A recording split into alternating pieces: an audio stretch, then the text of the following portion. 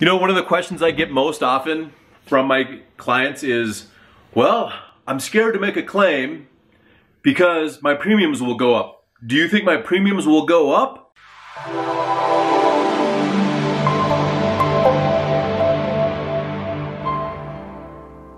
And I often say, you know what, this is the deal. You can't get singled out, especially for like hail damage or something like that, to have your premiums increased.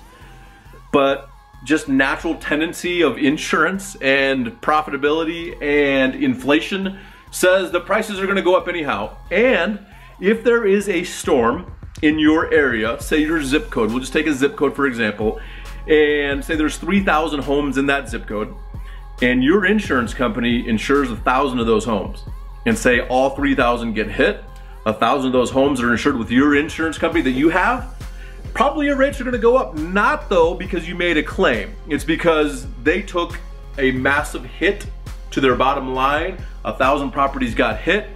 Your insurance is probably gonna go up too, but this is the deal. I want you to get this part because this is the most important part that I try to get across to my clients. If you don't make a claim and your premiums go up because everybody else did, you're basically paying higher premiums to make sure everybody else's property got fixed and your property didn't get fixed.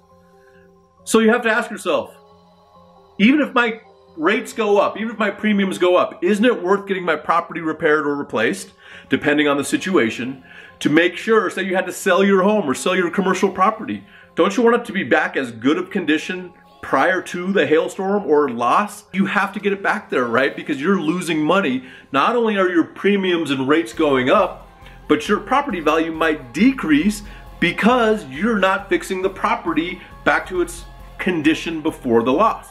And so a home that has a roof or a commercial property that has a roof that has a ton of hail damage on it, guess what the buyer is gonna ask for?